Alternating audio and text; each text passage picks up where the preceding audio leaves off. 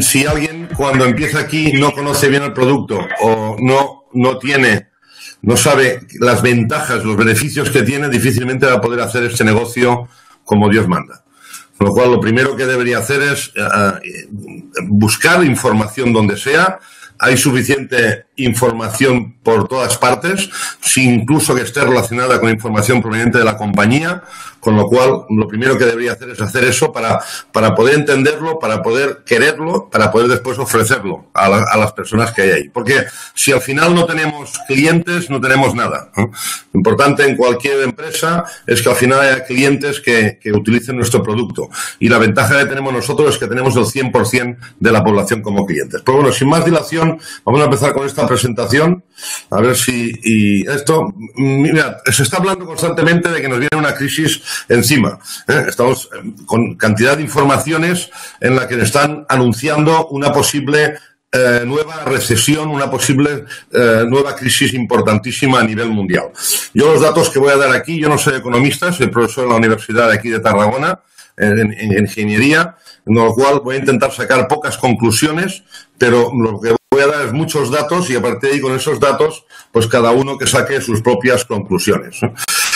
Lo primero es, delante de una crisis y delante del tener que ahorrar para el día de mañana, para poder tener algo con lo cual poder vivir sin tener que depender de un trabajo, lo que llamamos tener algo para la pensión, ya que está hoy en día tan cuestionadas las pensiones, tenemos toda una serie de productos financieros en los cuales podemos poner nuestros ahorros, planes de pensiones, fondos de inversión, cuentas de ahorro. Estamos hablando aquí en España, probablemente en otros países hay otros productos financieros. Y otra alternativa bastante, cada vez más utilizada por muchísima gente, es el ahorrar dinero en casa. Está sucediendo cada vez más que mucha gente, por desconfianza con los bancos, por desconfianza con el sistema monetario, lo que está haciendo es poner dinero, guardar dinero en su casa. Evidentemente esto de las fotos a nivel de WhatsApp, pero creo que refleja muy bien lo que queremos decir. Entonces, lo primero que hay que hacer para poder planificar el día de mañana el futuro financiero es educarse en la historia del dinero, en las finanzas, en la economía global y en el mundo financiero de forma genérica. A partir de ahí, lo primero que hay que entender qué significa divisa y qué significa dinero, qué diferencia hay entre divisa y dinero.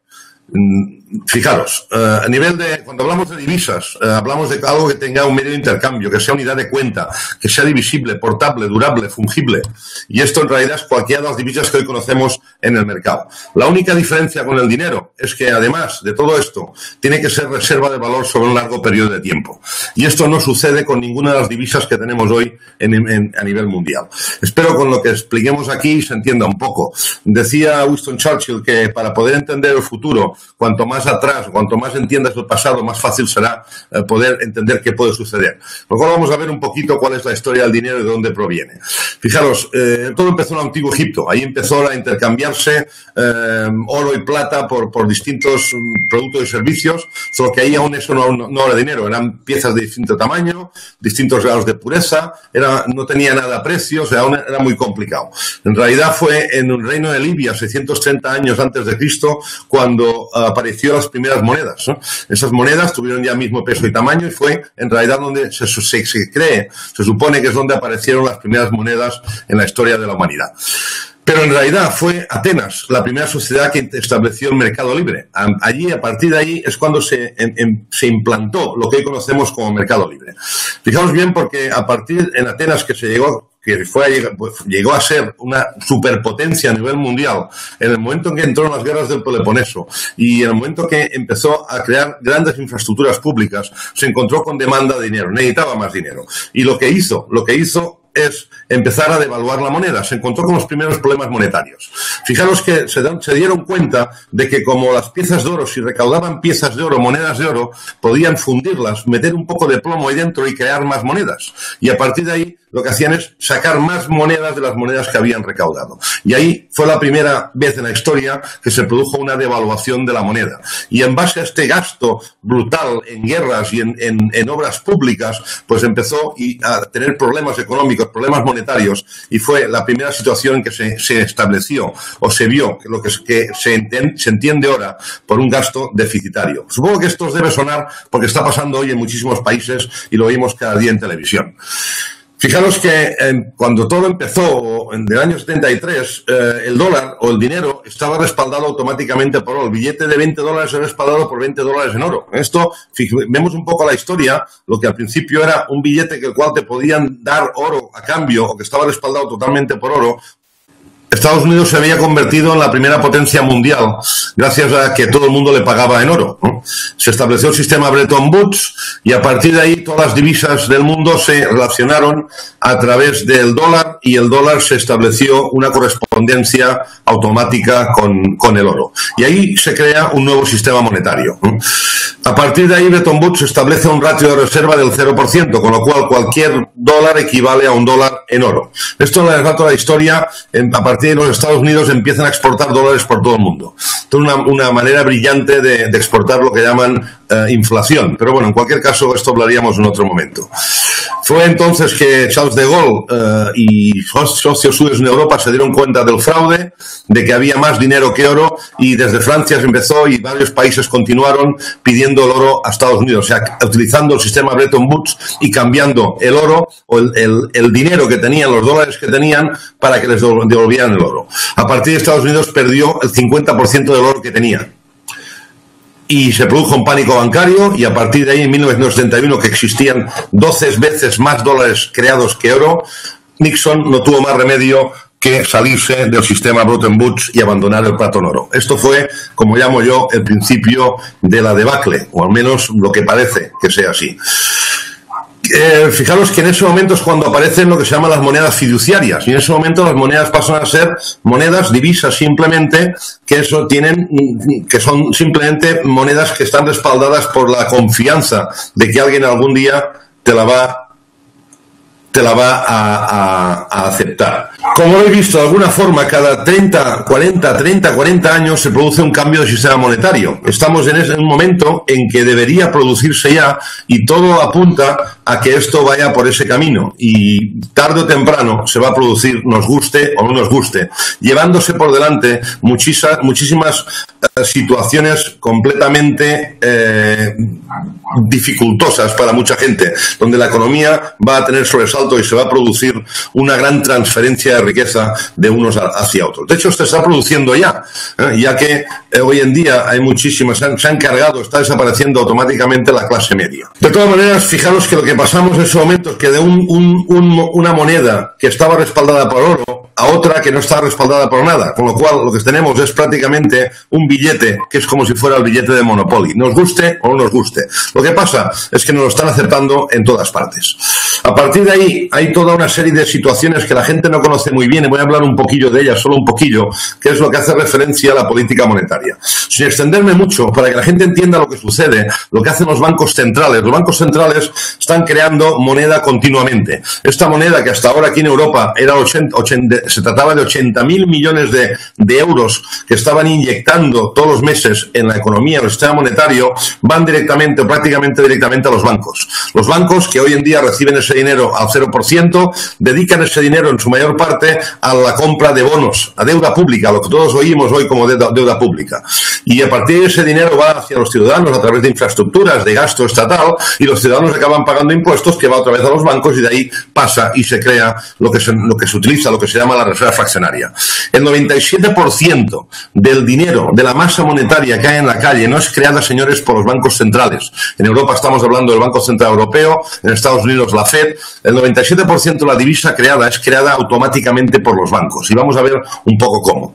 En cualquier caso, lo que es la flexibilización cuantitativa, que es esa inyección de dinero que empezó en 2008 a través de la Fed, se trataba de estas cifras, 600.000 millones en el 2008, 600.000 millones más en 2010, y ahora se habla de la QE, la flexibilización cuantitativa infinita, que están inyectando 85.000 millones de dólares al mes. Aquí en Europa, como digo, estaban inyectando 80.000 millones y lo van a hacer hasta marzo del año que viene, donde van a pasar a inyectar 60.000 millones mensuales. Fijaros que además lo que están haciendo los bancos con ese dinero es comprando bonos, deuda pública, que hoy en día están por los suelos. Aquí hay una lista, esto está sacado a día de hoy, de los bonos a 10 años emitidos por diferentes países. Fijaros que una Alemania, por ejemplo, tiene un bono del 0,41%, Suiza el menos 0,07%, Canadá el 1,74%. Entonces, claro, ¿qué inversor va a invertir en bonos que le van a dar una rentabilidad a 10 años del 0,5% o el 1%? Pues, ¿quién lo hace? Los bancos con dinero regalado directamente, automáticamente por los bancos centrales, ¿no? A partir de ahí tenemos cantidad de información y noticias que hablan de lo que sucede con la Reserva Federal y el Banco Central Europeo y todos los bancos centrales de todos los países que pueden emitir moneda, pero a partir de ahí, cuando el dinero llega a los bancos, entra lo que se llama el sistema de reserva fraccionaria. Probablemente muchos habéis oído hablar de esto, y la reserva fraccionaria consiste básicamente en que cuando llevamos dinero al banco, el banco tiene que reservar una parte en su caja. Eso se llama el coeficiente de caja. Aquí este ejemplo está calculado con el que fuera el 10%. Si eso fuera así, fijaros lo que sucede, porque cuando ese dinero llega al banco, el banco tiene que reservar ese 10%, y con el otro 90% puede hacer lo que quiera con él. Puede prestarlo, puede invertirlo. Si lo presta, esta persona que coge el dinero puede lo lleva a otro banco, y así sucesivamente. A partir de ahí, lo que acaba pasando en este ejemplo solamente en 3 pasos es que tan solo con $1.000 introducidos en el sistema, se han creado en el sistema 3.433, o aparecen en el sistema 3.439. Cuidado lo que estamos hablando, porque en el banco realmente solo existen $271. Claro, esto tiene que ser preocupante, porque en cualquier momento, si cualquier persona hubiera un pánico bancario y mucha gente en un país fuera al banco a sacar dinero, a la media hora se produce un corralito. Y algunos de los que estáis aquí, que habéis vivido esta situación en algunos países, sabéis perfectamente de lo que hablo. Otros que no lo hemos vivido, muchos creen que está lejos, pero esto puede suceder cualquier día, a cualquier hora, porque esto no lleva ningún anuncio, pasa de un momento a otro y de forma muy rápida. Los bancos simplemente crean dinero sobre base a las promesas de los prestatarios. O sea, que en realidad lo que están es creando dinero. Recordad que hablo del el 97% del dinero es creado directamente por los bancos, no creado por la Reserva Federal ni los bancos centrales. Esto da a pensar muchísima cosa. Aquí tenemos ese dato que acabo de contaros antes. En cualquier caso, fijaros que esto es un esquema, o lo que se ve en esta gráfica es que a partir del 2008-2010 se empezó a crear, a través de la Reserva Federal Americana, la creación de moneda. Fijaros cómo ha crecido la cantidad de moneda inyectada en el sistema monetario a nivel internacional. Esto ha pasado en Estados Unidos, pero podemos hablar de Canadá lo mismo, de Australia lo mismo, de Sudáfrica lo mismo, Rusia lo mismo, y así todos los países que vayamos analizando uno a uno. Se han dedicado a crear masa monetaria de una forma brutal durante los últimos 10 años. De hecho, fijaros en este dato, desde el año 2000 hasta el año 2009 se había creado $1 trillón, un trillón americano, $1 en masa monetaria. Del 2009 al 2015, tan solo en ese tiempo, 4,5 trillones. Es una barbaridad. Hemos creado más masa monetaria, más dinero en los últimos 8 años que en 216 años anteriores. Y esto, señores, tiene fecha de caducidad. Esto pasa con todos los bancos centrales. Aquí tenemos un esquema de los diferentes bancos centrales y cada uno está haciendo lo mismo en distintas magnitudes. A partir de ahí tenemos frases como la de Roslich, que dice: dame el control sobre el dinero de una nación y no me importará quién redacte sus leyes. Así estamos, que hoy en día el control del mundo está básicamente en manos de 4 familias o 10 personas. Y fijaros una frase que todos habéis oído de Henry Ford. Está bastante bien que la gente no entienda el sistema monetario. Dice: si la gente lo entendiera, mañana habría una revolución. Y la verdad que la información está ahí, pero no todo el mundo la entiende, no todo el mundo se para a analizarla y a mirar a ver si realmente está ahí. Pues bien, fijaros, señores, que cuando los bancos centrales crean moneda y lo que hacen es dar dinero a los bancos para que compren bonos, lo que se crea es lo que todos oímos en la calle como deuda pública. Esto es la deuda soberana que existía en el mundo en el año 2006. Fijaros que de 2006 a hoy, esto está sacado de hoy, esta mañana, estamos hablando que se ha casi más de duplicado, de 27 billones de dólares, aquí, que son los 2 trillones de Estados Unidos, a 60 billones de dólares, señores. Esto es una barbaridad. Se está creando una cantidad de deuda soberana a nivel mundial que todo el mundo ya habla de que es impagable, no por nuestros hijos, sino ni por nuestros nietos, ni por nuestros bisnietos. Y como digo, esto tiene tarde o temprano algún tipo de fecha de caducidad. Esto es la evolución de la deuda pública española, todo empezó a exagerarse a partir del 2008, pero aquí tenemos las distintas deudas públicas de distintos países. Fijaos que un país como Japón tiene más del 240% sobre el PIB de deuda pública y nadie habla hoy por hoy del Japón. Pero bueno, en cualquier caso, datos como aquí el FMI dice, alerta que estamos hablando de que hoy en día la deuda soberana representa el 225% del PIB mundial. Señores, esto es muy complicado de entender, pero no hace falta ser demasiado listo, ningún economista, para entender que si seguimos creciendo con más deuda, es muy complicado que, o sea, en algún momento esto tiene que reventar y pararse por algún sitio. Pero nadie sabe muy bien cómo puede pasar y qué puede ser. En España, en este momento, estamos pagando más de 33.000 millones de euros anuales de intereses. Y hoy que tenemos unos intereses muy bajos, ¿qué pasaría si al finalmente se suben los intereses y pasamos a tener que pagar el doble? Esto equivale en España a las prestaciones de desempleo, al presupuesto de sanidad y al presupuesto de educación, ¿no? O sea que en cualquier caso, encima ahora me están llamando, pero bueno. Bueno, sigamos por ahí. Información sobre los bonos que hablábamos antes. Bonos emitidos a 100 años. Señores, ¿qué inversor va a comprar, va a invertir, hacer una inversión que le paguen su rentabilidad a 100 años o que se la devuelvan a 100 años? Están emitiendo bonos a 100 años, a 50 años. Bélgica emitió un bono hace poco, a 100 años, al 2,3%. Es una barbaridad. Nadie se le ocurre, en su sano juicio, como inversor particular, intentar meterse en ese berenjenal. Y así podemos verlo continuamente. Ahora, ¿qué está sucediendo? A medida que se imprime más moneda, que se inyecta más moneda en el mercado, más divisa, lo que sucede es que al final las monedas se devalúan. Y así vemos que el dólar, por ejemplo, desde que nació la Reserva Federal Americana, se ha devaluado más de un 96%. Y así, pero no el dólar. El dólar sucede, pero fijaros en esta transparencia. Esto es la devaluación de la moneda romana durante la tercera centuria, ¿no? O sea, fijaros que la transparencia se refleja mucho a lo que es la gráfica respecto al dólar. Si pues las pusiéramos, prácticamente no se diferencia nada lo que se devalúa al dólar con lo que se devaluó el denario romano en esa época. Y de alguna forma esto llevó al declive del famoso Imperio Romano. Pero bueno, en cualquier caso, lo que nos encontramos es que el hecho de introducir más moneda en el mercado acabará produciendo una inflación, de hecho es lo que están intentando los bancos centrales, que no haya deflación y que haya inflación a base de inyectar dinero. Pero en cambio no se ve por ningún lado esa esperada inflación que todos desean. De hecho, en realidad, una cosa es la inflación real y la otra inflación que los gobiernos anuncian. A partir del año 85 aproximadamente, 80 y algo, se empezó a separar y se creó una cesta global de lo que sería o que representaba cómo se tenía que calcular la inflación o la subida de los precios de los productos a nivel global, pero la inflación real va por otro camino y como veis, la inflación real es bastante más alta que la dada por todos los gobiernos de todo el mundo. En cualquier caso, esto nos puede llevar, y esperemos que no, a una hiperinflación. Y esto en algunos países ya lo hemos visto. Hay muchos ejemplos. Hoy en día tenemos un ejemplo desgraciadamente muy malo en Venezuela, que está produciendo una hiperinflación brutal, pero esto puede pasar, como digo, de un día, cuando pasa de un día para otro. Estos son ejemplos de que suceden ahí, han sucedido en distintos países, y lo que sucedió cuando hubo una hiperinflación en Alemania antes de la Segunda Guerra Mundial. Así utilizaban los billetes en Alemania para jugar con ellos, así los transportaban, así cobraban. Hay un ejemplo en el cual una persona que cobró dinero en una cesta de estas, o en un carro, iba por la calle y en un momento dado dejó el carro un momento para recoger algo y cuando volvió le habían robado el carro, no el dinero, porque el dinero no valía prácticamente nada.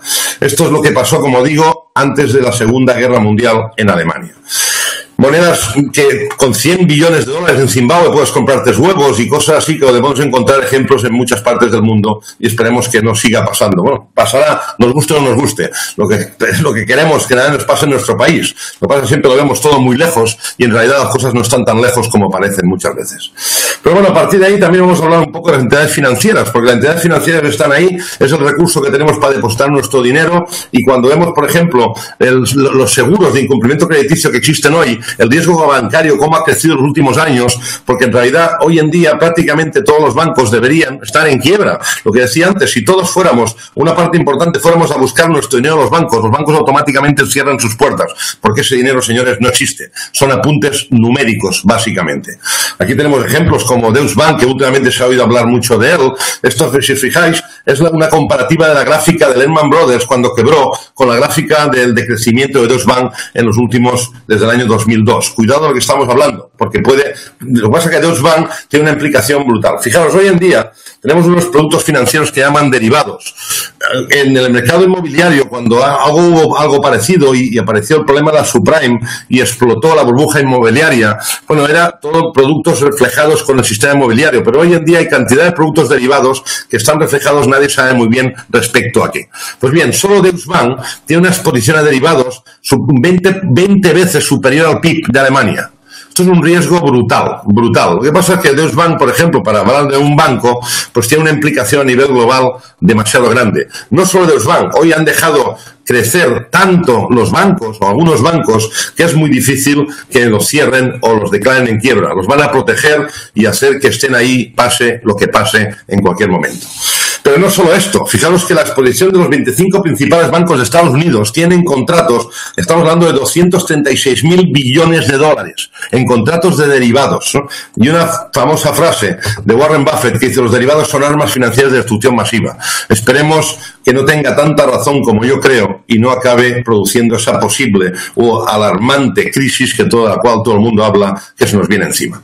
En cualquier caso, el bail-in, voy a pasarlo por encima, lo que ha sucedido que desde aquí en Europa, por ejemplo, desde el 1 de enero del 2016, hay una directiva europea que lo que dice es que si un banco entra en quiebra, quien tiene que asumir las pérdidas no tiene que ser rescatado por el gobierno, sino que tiene que asumir las pérdidas de acreedores, accionistas, bonistas, depositantes. Esto hay una directiva, como digo, en Europa que se puso en marcha el 1 de enero de 2016. Eso significa que pueden acabar de alguna forma pagando los que menos tienen.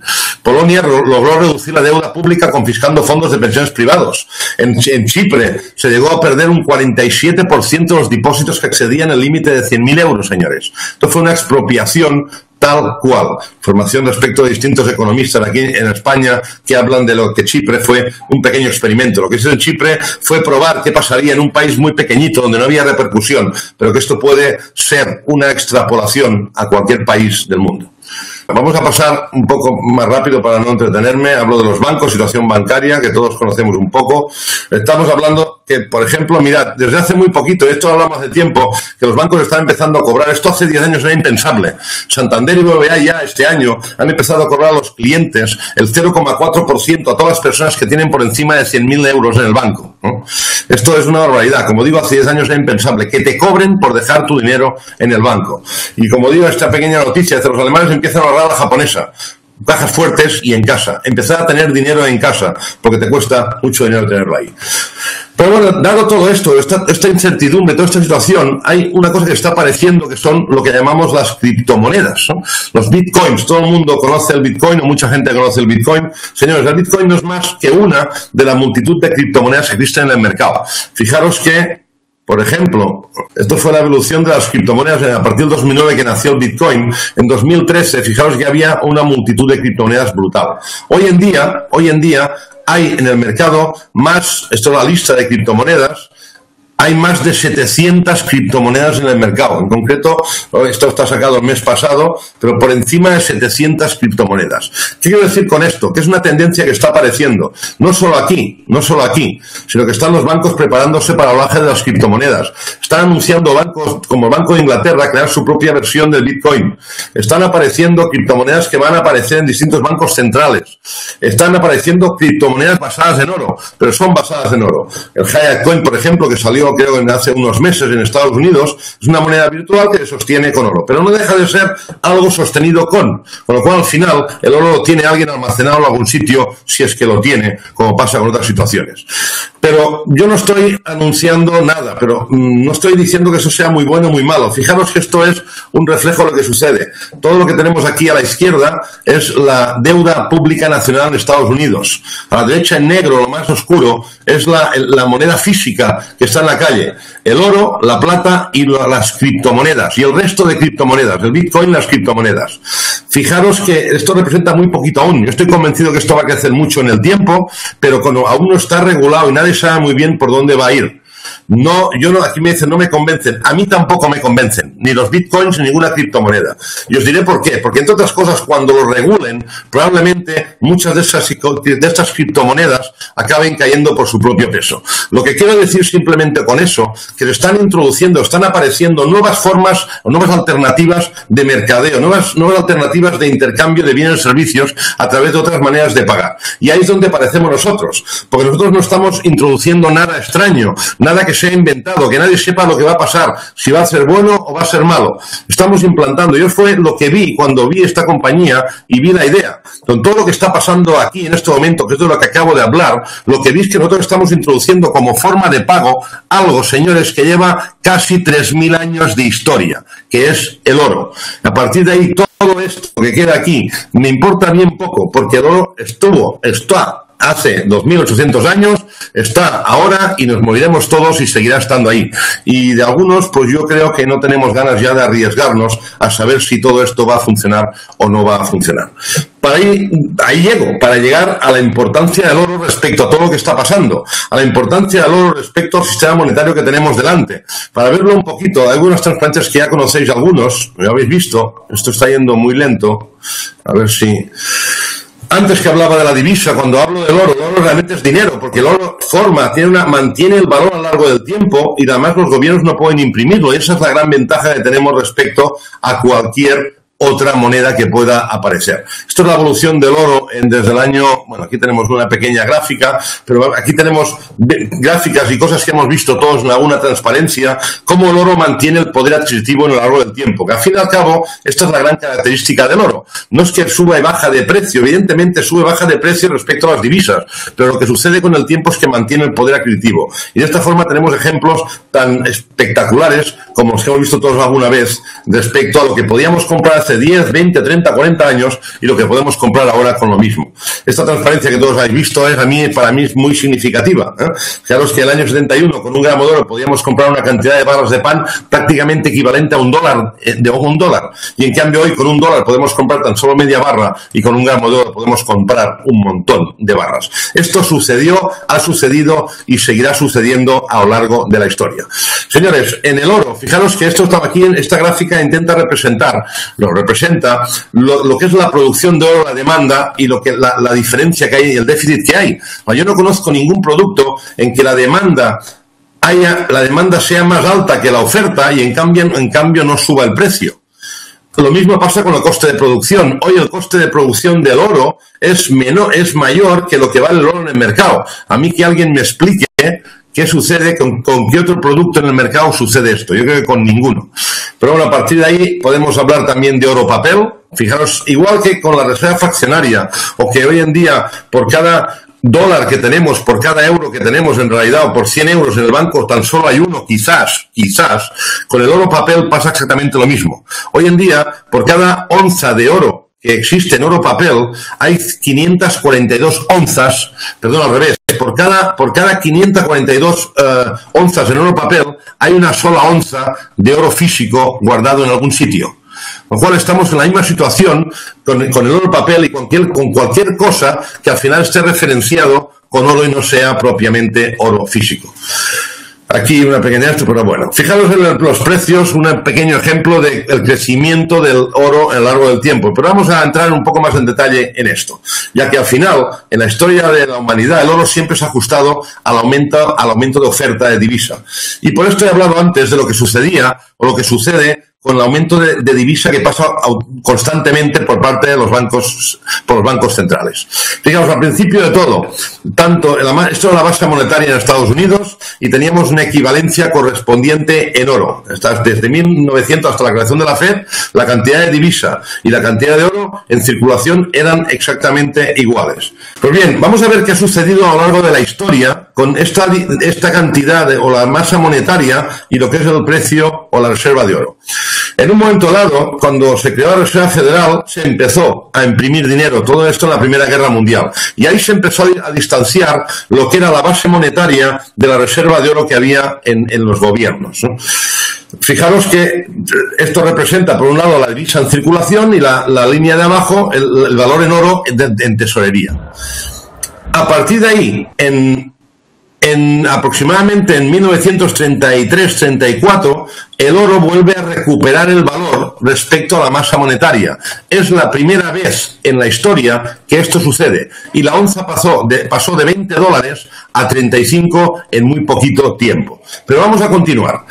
En la Segunda Guerra Mundial, durante la Segunda Guerra Mundial, que se necesitó constantemente más dinero para financiar esa guerra, se volvió a aumentar de nuevo esa masa monetaria y empezó a crecer otra vez esa masa monetaria. Llegó a aumentar, fijaros, un 117% de aumento de oro durante la Segunda Guerra Mundial. O sea, lo que sucedió en ese momento que Estados Unidos estaba imprimiendo muchísimo dinero y por otra parte solo aceptaba oro a cambio de vender sus productos y materias primas al resto del mundo. Por eso, de alguna forma, Estados Unidos se convirtió en una superpotencia. Ahí es cuando Charles de Gaulle y Francia empezaron a reclamar su oro, cuando se dieron cuenta que todo era un farol y de alguna forma, pues se tuvieron que salir del sistema Bretton Woods o se tuvieron que quitar del patrón oro Nixon. Pero esto continúa. En este momento, Estados Unidos perdió la mitad de su oro, pero siguieron imprimiéndose dólares. Sí, continuó. En cualquier momento, Nixon en ese momento sale del Bretton Woods, no le quedó más remedio, y siguieron imprimiéndose dólares. Fijaros aquí en esta gráfica, que esa línea azul que hay por encima es la inyección de masa monetaria a través de créditos bancarios. En concreto, eso equivale a cuando aparecen las tarjetas de crédito. Cada vez que utilizamos una tarjeta de crédito, a crédito, estamos aumentando automáticamente, señores, la masa monetaria. Estamos creando dinero nosotros mismos sin saberlo en el sistema monetario internacional.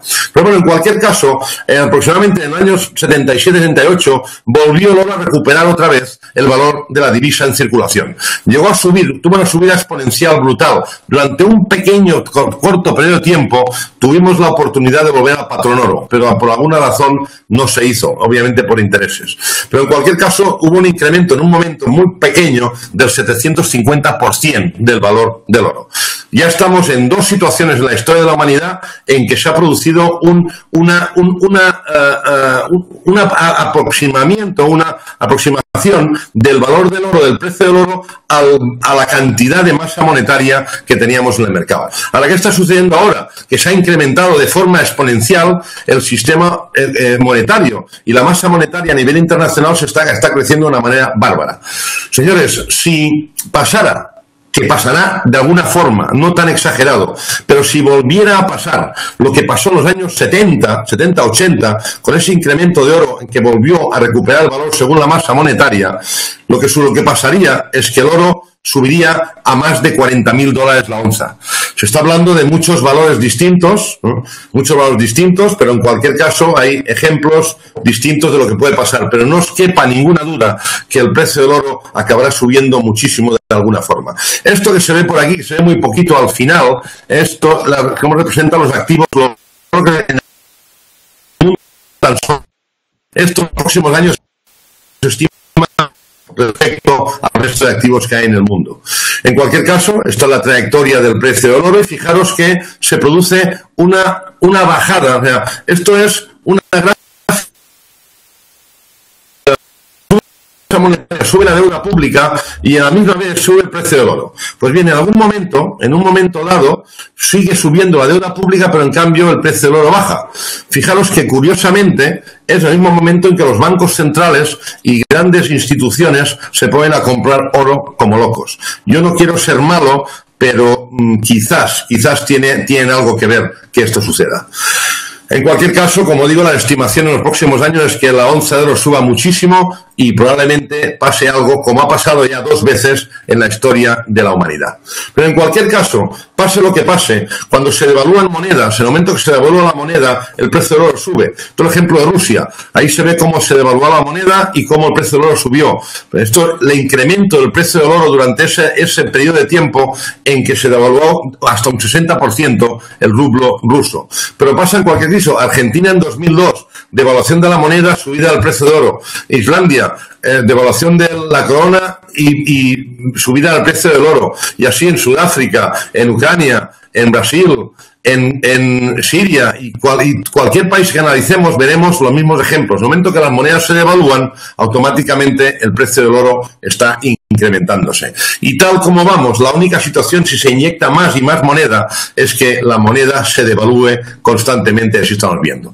Fijaros, señores, esto es una gráfica en la que se presenta el valor, cómo se incrementa o decrementa el valor del oro respecto a distintas divisas. En cualquier caso, más o menos es equivalente, muy parecido, pero si nos fijamos en Europa o en Estados Unidos, la media al final es de por encima de un 12% de rentabilidad, lo que podemos obtener. Esto no se obtiene en ningún fondo. Entre otras cosas, porque la rentabilidad que obtengas en algún fondo o algún producto financiero, si después la moneda se devalúa, ¿dónde está esa rentabilidad? Podemos perder muchísimo dinero en muy poco tiempo. Ahí están las subidas radicales de oro. Fijaros que las subidas del precio del oro se han producido siempre antes de una crisis financiera global. No sé si lo que nos dicen que nos viene encima en esta posible crisis vuelva a pasar, pero muy probablemente todo se corresponda y cuando nos venga esta crisis sea cuando se produzca este aumento brutal del posible precio del oro. El oro, como todos sabemos, es lo más liquidable que hay en el mercado y a partir de ahí ver un poco quién es el que compra oro. Cuando miramos quién compra oro, nos damos cuenta que lo compran grandes fondos de inversión, que lo compran bancos centrales, que son las reservas de los distintos bancos centrales en el mundo, que lo compran, aquí un poco la información, bancos de información sobre distintos bancos centrales que compran distintas cantidades. China y Rusia están comprando oro de forma muy grande, muy masiva. Todas las distintas reservas internacionales de oro. Fijaos que España estamos en la cola prácticamente de los países. Lo que están haciendo los chinos, intercambiando activos financieros o productos en dólar respecto a deshaciéndose de bonos del tesoro o bonos americanos y comprando oro de forma masiva. Incrementos de oro en China, incrementos de oro en Rusia y así paulatinamente. Pero no solo eso. Compañías de reaseguros importantes están comprando oro. Multimillonarios importantes están comprando oro. John Paulson, más de 1.200 millones hace unos meses. 323. George Soros y así. Y como dicen, cuando el río suena, yo siempre había trabajado en el sector financiero, nos habían hablado a la hora de invertir. Mirad dónde invierten los ricos. Señores, lo que estamos viendo aquí es que no los ricos, los más poderosos del mundo, bancos centrales, bancos, gobiernos y multimillonarios están comprando oro de forma masiva. Por algo será. Grandes expertos están recomendando cambiar el dinero, papel, por moneda. Y fijaros esta frase demoledora de Ray Dalio. Dice, si no tienes oro, es que no sabes ni de historia ni de economía. Quizá, evidentemente esta presentación está muy resumida, he ido muy rápido para no alargarme demasiado, pero yo alentaría a todo el mundo a investigar un poco sobre el tema. Hay unos vídeos espectaculares de Mike Malone que se titulan Los secretos ocultos del dinero, que explican muy bien todo esto. Yo alentaría a todo el mundo que investigue, que contraste opiniones, que contraste informaciones para averiguar si todo esto que estoy diciendo yo, todo esto que he plasmado aquí de una forma muy rápida y de una forma muy impersonal, sin veros ni que vosotros me veáis, es verdad. Porque si esto es verdad, señores, no nos queda más remedio que empezar a acumular oro. Y si entendemos esto, si nos creemos esto, si valoramos esto como es, si es verdad, es cuando saldremos a la calle a ofrecerlo de forma masiva a todo el mundo y ayudando a miles y miles de personas que de alguna forma protejan su patrimonio para los que nos puede venir dentro de muy poquito tiempo. Lo que estamos haciendo simplemente es cambiando el papel moneda, esa moneda fiduciaria que no está respaldada absolutamente por nada, por una moneda superior, por una moneda que lleva, como digo, 2.800 años de historia. No ha habido ninguna otra moneda en el mundo que haya permanecido sin que desapareciera. Ya lo decía Karl Marx, el oro circula porque tiene valor, pero el papel moneda tiene valor porque circula. Yo simplemente os dejo con esta reflexión, espero que sirva para algo, pero simplemente no que se quede ahí, sino alentaros a intentar obtener más información para aseguraros, para estar convencidos perfectamente de todo lo que sucede aquí, de que si esto es verdad o no es verdad, transmitirlo a la calle, transmitirlo a todo el mundo, para que en los próximos 5 años, como decía Harald en ese vídeo, sean los años de la explosión de esta compañía, en la cual aún, desgraciadamente o afortunadamente, no hemos hecho absolutamente nada. Yo os aliento a que tiráis hacia adelante y a que seáis parte de lo que esta compañía puede llegar a ser en esta fantástica revolución.